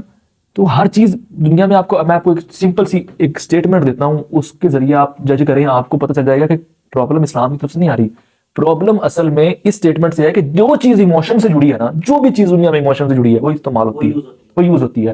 جیسے کہ کسی آدمی کو نے جو ہے وہ کسی فار ایگزامپل ایک آدمی ہے، اس نے ایک بندے کو معاف کر دیا، اس کے بیٹے کا قتل کیا تھا، بندے نے اس کے بیٹے کا قتل کیا تھا، اس نے اس کو معاف کر دیا۔ اب وقتاً فوقتاً لوگ کہتے ہیں تم نے اس کو معاف کر دیا، تیرے بیٹے کا قتل کیا تھا، تیرا بیٹا جوان جہان تھا، ٹھیک ہے۔ اب اس کی ایموشن کو چھیڑی جا رہا ہے، یوز کی جا رہا ہے، اب وہ جا کر اس بندے کو مار دیتا ہے۔ اب اس بندے کا یہی مفاد تھا، جو بندہ اس کو چھیڑ رہا تھا، کہہ رہا تھا کہ جا کے اس کو دیکھو تمہارے بیٹے کو مار دیا، اب اس کا بھی اس میں مفاد تھا کہ وہ بندہ مر جائے، تو اس نے یوز کیا اس کو۔ تو ایموشن ہر جگہ یوز ہوتا ہے، یہاں تک کہ سب سے زیادہ ایموشنز جو یوز ہوتے ہیں نا وہ مذہب کے نام پہ ہوتے ہیں، کرسچینٹی اس کو ہم مانتے ہیں، جی، یہودیت میں لیکن اور اسلام میں بھی، کیونکہ اگر آپ کسی کی دیکھیں میری بات سنیں، عقیدے اور نظریے کی بنیاد پر نا جو انسان کا ہوتا ہے، انسان مرنے مرانے پہ تل جاتا ہے۔ اگر آپ کے باپ کو کوئی گالی دے دے نا تو آپ ہو سکتا ہے کہ اس کو معاف کر دو، لیکن اگر اللہ کو کوئی گالی دے دے نا، کیونکہ آپ کا عقیدہ اور نظریہ آپ کا دین ہے، تو آپ اس کی جان لینے تک جاؤ گے۔ ایسا ہی ہے۔ عقیدے اور نظریے پہ بندہ مرنے مرانے پہ تل جاتا ہے۔ اور ایک اور بات کہ اگر آپ کا میدا خراب ہے نا تو آپ یہ نہیں کرو گے کہ آپ کہو گے یار یہ میدا نکال کے اللہ نے بنایا ہے، اس میں کوئی پلاسٹک کا فٹ کیا ہوا انسان کا میدا لگا دو، ٹھیک ہے، نہیں، آپ اس میدے کا ٹریٹمنٹ کروائیں گے، ٹھیک ہے۔ تو اسی طریقے سے اگر اسلامک سسٹم میں خرابیاں آ گئی ہیں، وہ اسلام کی وجہ سے نہیں آئیں، وہ آئی ہیں لوگوں نے اپنی جو اندر معاملات کیے، جیسے خلافت راشدہ کے بعد بنو امیہ کی حکومت آئی، جبراً انہوں نے جو ہے وہ معاملات کر دیے اور اس کے بعد وہ ملوکیت میں کنورٹ ہو گئی۔ تو اب اس میں اسلام کا قصور نہیں ہے، اس میں قصور یہ ہے ان لوگوں کا کہ جنہوں نے ملوکیت ایڈ کیا۔ اب اسلام تو ملوکیت کو سپورٹ نہیں کرتا۔ تو اب یہ چیز ہے کہ آپ کا میدا خراب ہوا تو میدے کا ٹریٹمنٹ کرائیں۔ اسلامک سسٹم ہے وہ خراب ہوا ہے تو اس کو سیٹ کریں، یا پھر آپ کی جڑ سے ہی نہیں ہے اسلامک سسٹم تو اس کو لائیں، نہ کہ آپ میدا ہی آپ کو اتار کے سائڈ پہ کر دیں کہ اس انسان کا بنا ہوا میدا لگا دیں۔ پاکستان میں ہمارے یہی ملوکیت ہی چل رہی ہے، ڈیموکریٹک سسٹم، مونارکی چل رہی ہے، اس کو جدید فارم میں اس کو مونارکی کہتے ہیں کہ آدمی کے باہر آدمی کے بعد، ہاں کنگ نہیں ہے وہ لیکن نواز شریف کے بعد اس کا بیٹا کا بیٹا آ رہا ہے، زرداری کے بعد اس کا بیٹا آ رہا ہے، ٹھیک ہے۔ جمہوریت، آپ جمہوریت کا نام لیتے ہو، کیا یہ جمہوریت ہوتی ہے؟ اسلامی اچھا مجھے بتائیے گا، آپ یہ اس کا آنسر اچھا طریقے سے کریں گے کہ ڈیموکریسی اسلام کہاں تک اس کو سپورٹ کرتا ہے، اور یہ ذرا ڈیموکریسی کا بتا دیں کہ اسلام کے بارے میں جو کہتے ہیں نا کہ اسلام ڈیموکریسی کو بالکل ڈینائی کرتا ہے۔ بالکل ڈینائی نہیں کرتا، یہ ہم نے شاید پچھلے سیشن میں بھی ڈسکس کیا تھا کہ جی ڈسکس اس کے بارے میں یہ ہے کہ اسلام کبھی بھی جمہوریت کے خلاف نہیں ہے، لیکن جو آپ اس کی شکل پیش کرتے ہو نا وہ بالکل اسلام کے خلاف ہے، اس کی وجہ یہ ہے کہ جب آپ جو نا ہر بندے کو اجازت دے دیتے ہو، جیسے کہ پچھلی دفعہ بھی ہم نے یہ ذکر کیا تھا کہ ہمارے گاؤں کا جو ووٹ ہے وہ زیادہ تر ان پارٹیز کو پڑتا ہے کہ جہاں نمبردار ووٹ ڈالنے کے لیے جاتا ہے، جہاں گاؤں کا نمبردار کہتا ہے نا کہ ادھر آپ نے ووٹ ڈالنا ہے، تو ادھر ہی ساری قوم جو جی تو وہ سارے ادھر ہی ڈال کے آتے ہیں۔ تو پہلی بات تو یہ ہے کہ ہر عام بندے کو جس کو سیاست کا پتہ ہی نہیں ہے، پولیٹیکل سائنس نہ، اس کو پتہ ہی نہیں ہے کہ ہوتا کیا ہے، پولیٹیکل سسٹم کیا ہوتا ہے، تو عام بندے کو تو ووٹ ڈالنے کی اسلام اجازت نہیں دیتا، کیونکہ اس کا وہ انٹلیکچوئل سٹانس جو ہے نا وہ اس لیول کا نہیں ہے، ٹھیک ہے۔ اگر وہ ایسا کام کرے گا تو وہ نقصان پہنچائے گا، کیونکہ وہ ایسے چور اچکوں کو اٹھا کے سامنے کھڑا کر دے گا کہ جو اس کے فائدے کے کام کرتے ہوں گے، یا اس کو ایڈوانٹیج دے رہے ہیں، یا اس کے لیے کوئی کام کر رہے ہیں، اس کا کوئی گلی محلے کا سولنگ لگا دیتے ہیں، یا اس کا گیس کا میٹر لگوا دیتے ہیں، الیکٹریسٹی کا بل اس کا جو ہے نا وہ پھنسا ہوا تھا جو پچھلے 10 مہینوں سے، وہ اس کا نکلوا دیتے ہیں۔ اس طرح کے کام کرنے والے ان لوگوں کو وہ ووٹ ڈال رہے ہوں گے، لیکن ان کو پتہ ہی نہیں ہے کہ اوپر سے جو ہے نا وہ کیا سسٹم چل رہا ہے۔ اسی وجہ سے اسلام یہ کہتا ہے کہ جو لوگ سمجھتے ہیں نا، اس دور میں بھی جب خلیفہ کا تعین کیا جاتا تھا نا، تو خلیفہ الیکشنوں پہ نہیں کھڑا ہوتا تھا، وہ کہتا نہیں تھا کہ مجھے ووٹ دو، ٹھیک ہے، کیونکہ وہاں پہ جو جمہوریت چلتی تھی صحابہ کرام رضوان اللہ علیہ اجمعین کی اس مجلس شورا میں، وہ خود یہ ڈیسائیڈ کرتے تھے کہ فلاں بندہ جو ہے نا وہ اس قابل ہے، وہ چلا سکتا ہے، اس کے حق میں ووٹ دیا جاتا تھا۔ اور پھر اس کے بعد یہ نہیں ہوتا تھا کہ عرب کا علاقہ آپ دیکھیں ایران تک اور روم تک اور کہاں کہاں تک، یعنی کہ سلطنتیں پھیل چکی ہیں اگر، ٹھیک ہے، تو یہ نہیں ہوتا تھا کہ روم سے بندے ووٹ ڈالنے کے لیے آ رہے ہیں یا ان کا ووٹ کاسٹ کیا جا رہا ہے، بلکہ وہاں جو قریبی لوگ ہوتے تھے، مدینہ کے رہائشی ہوتے تھے اور صحابہ اکرام تھے جو نبی صلی اللہ علیہ وسلم کی رفاقت میں انہوں نے وقت گزارا ہے اور انٹلیکچوئل بندے ہیں، وہی ووٹنگ کرتے تھے، اور ان کو ہی پتہ ہوتا تھا کہ ہم نے کس کو کھڑا کرنا ہے اور کون اس سیٹ کا اہل ہے، خلیفہ بننے کے لائق ہے۔ تو یہی اگر پاکستان میں ہمارے کام شروع کر دیا جائے نا، تو میرے خیال سے اسی کو اسلامک ڈیموکریسی بھی کہا جاتا ہے، تو اگر یہ کام کر دیا جائے تو بہترین سے بہترین ہمارے حالات ہو سکتے ہیں۔ ابھی بھی جو منشور ہے نا جماعت اسلامی کا، میں ایک چیز ایڈ کرنا چاہتا ہوں کہ جماعت اسلامی کو اگر دیکھیں نا تو آپ اس کا بیک گراؤنڈ چیک کریں تو پولیٹیکل بیک گراؤنڈ بہت تگڑا ہے ان کا، زبردست، نہ کوئی وائلیشن ہے، نہ کوئی 9 مئی کا واقعہ ہے، نہ کسی کو پکڑ دکڑ ہے، نہ کوئی مار دھاڑ ہے اس کی، ٹھیک ہے جی بالکل ایسے۔ تو یہی طریقہ کار ہوتا ہے کہ آپ کا جو منشور ہے نا، جیسا کہ ایک پوڈ کاسٹ میں سراج الحق صاحب فرما رہے تھے کہ مجھ سے پہلے منور حسن صاحب تھے اور اس سے پہلے مفتی صاحب تھے، تو وہ جو ہوتا تھا نا ان کی الیکشن ہوتا ہے ان کی جماعت کا امیر بننے کے لیے، وہ اپنی اسٹرگل بتا رہے تھے کہ میں کہاں سے 9th کلاس سے میں نے جو لٹریچر، اسلامک لٹریچر پڑھنا شروع کیا تھا، اور آج میں جماعت اسلامی کا اگر امیر ہوں تو میں نے خود نہیں کہا تھا کہ مجھے امیر بناؤ، میری اسٹرگل دیکھ کر اور میرا جو ٹائم پیریڈ ہے جو میں نے محنت کی ہے اس کو دیکھ کر لوگوں نے مجھے خود اس پہ الیکٹ کیا اور سلیکٹ کر کے مجھے سامنے لے کے آئے کہ یہ بندہ کام کا اور یہ کام کر سکتا ہے۔ جماعت کے لوگوں نے ایسا کیا کہ مطلب کہ ایک جماعت کے اندر جب یہ چھوٹے لیول پر یہ اسٹانس لیا گیا ہے تو وہ جماعت کتنی، انہوں نے ایک آئیڈیل دے دیا ہے کہ ایسے کر سکتے ہیں آپ، اب اس آئیڈیل کو وہ مانے نہ تو یہ ان کا جو نا وہ ان پہ ڈیپینڈ کرتا ہے کہ وہ اس چیز کو ٹھیک نہیں سمجھ رہے، حالانکہ یہ بالکل ٹھیک اور درست نظام ہے۔ اس کا میں آپ کو ایک اور بات بتاتا ہوں کہ پی ٹی آئی نے 2018 کے الیکشن میں، آپ کو پتہ ہے کہ اتحاد تھا کے پی کے میں جماعت اسلامی کا اور پی ٹی آئی کا، اور بہت سارے جو چیزیں انہوں نے نظر انداز کر کے پی ٹی آئی سے اتحاد کر لیا، لیکن عمران خان صاحب نے بہت ساری ایسی چیزوں سے جو ہے نا وہ دور کرنے کی کوشش کی، کیونکہ یہ پگڑی والے مولوی بندے ہیں، ٹھیک ہے، ان کو یہ نہیں پتا کہ ان کی پارٹی میں کتنے بڑے انٹلیکچوئل لوگ بیٹھے ہوئے ہیں اور بڑی دیر سے کام کر رہے ہیں، سارے بیوروکریٹ ادھر بیٹھے ہوئے ہیں، اسلام آباد کی کریم جماعت اسلامی میں بیٹھی ہوئی ہے، ٹھیک ہے، لیکن اس سب کے باوجود دیکھیں کہ انہوں نے صرف اس وجہ سے کہ یہ ٹوپی پہننے والے یہ امریکہ کی غلامی نہیں کریں گے اور آہستہ آہستہ یہ اس سے سائڈ پہ ہونے کی کوشش کریں گے، پی ٹی آئی نے ان کو کام نہیں کرنے دیا، نہ پی ٹی آئی نے ان کو کام کرنے دیا اور نہ جو ہے نا اسٹیبلشمنٹ نے ان کو کام کرنے کی اجازت دی۔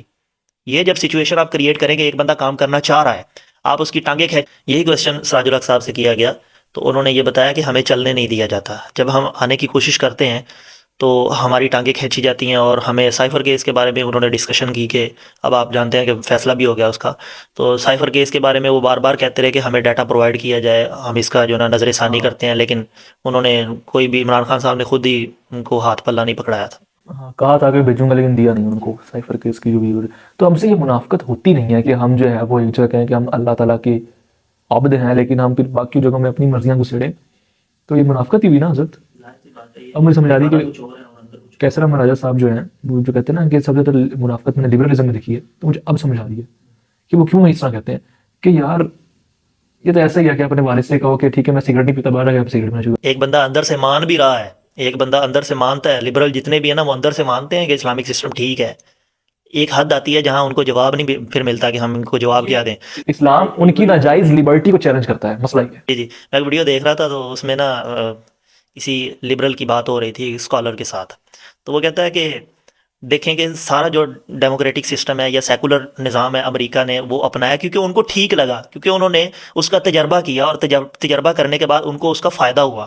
فائدہ کیا ہوا کہ ادھر ہوتا کیا ہے کہ وہ ٹیکس بہت زیادہ پے کرتے ہیں. آپ کو پتہ ہے باہر کے ملکوں میں کتنے کتنے ہیوی ٹیکس دینا پڑتے ہیں, کیونکہ وہاں پہ کیپٹلزم چلتا ہے, اور کیپٹلزم میں ہوتا یہ ہے کہ جب آپ کی کرنسی ڈاؤن ہونا شروع ہوتی ہے نا, ڈالر نیچے آنا شروع ہوتا ہے, تو آپ کیا کرتے ہو, کیونکہ آپ کے پاس ایک پاور ہے نوٹ چھاپنے کی, تو ڈالر چھاپنا شروع کر دیتے ہیں. وہ جب ڈالر چھاپتے ہیں تو ڈالر زیادہ ہو جاتا ہے, اور جب ڈالر زیادہ ہو جاتا ہے تو اکانومی ریٹ پھر وہ بڑھ جاتا ہے. اب اس سے کیا نقصان ہوتا ہے, نقصانات جو ہے نا وہ بہت شدید قسم کے ہوتے ہیں. جو چھوٹا طبقہ ہوتا ہے وہ نیچے بیٹھا ہوتا ہے, وہ غریب کا غریب رہ جاتا ہے, اور اوپر والے جو ہیں وہ امیر کے امیر رہ جاتے ہیں, کیونکہ وہ خود نوٹ چھاپ کے اپنی جیبوں میں ڈال رہے ہوتے ہیں, اور اس سے انٹرسٹ ریٹ بہت زیادہ بڑھ جاتا ہے. ایک چھوٹی سی اگزامپل یہ ہے کہ آج سے 20 سال قبل آپ اگر سروے دیکھیں تو کینیڈا میں جو چیز $1 کی تھی, یعنی $1 کی تھی, اس وقت وہ $624 کی ہے. یہ اس کا سروے ہے کینیڈین ایک کمپنی کا, کہ سروے کمپنی ہے, انہوں نے کہا کہ 20 سال پہلے کینیڈا میں جو $1 کی چیز ملتی تھی, یعنی 624% ایک چیز مہنگی ہوئی ہے اسی کیپٹلزم کی وجہ سے. اور آپ کہتے ہو کہ کیپٹلزم میں انٹرسٹ ختم ہو جاتا ہے اور لیول پہ آ جاتے ہیں لوگ, یہ کیسے پاسبل ہے؟ ایک چیز آپ خود بنا رہے ہو, کیپٹلزم میں یہی چلتا ہے نا کہ آپ خود پیسہ بنا رہے ہو اور چھاپ رہے ہو, چھاپنے کے بعد لوگوں تک آپ جو نا اوپر سے کر رہے ہو, اور نیچے جو لوگ ہیں وہ ہیوی قسم کا ٹیکس پے کر رہے ہوتے ہیں.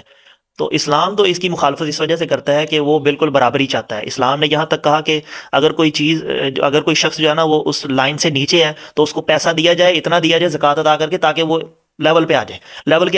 لیول پر آنے کے بعد وہ اپنی کمائی شروع کرے, اور اس کے ساتھ حکومت بھی معاونت کرے, بیت المال اس کے ساتھ معاونت کرے, لوگ اس کے ساتھ معاونت کریں.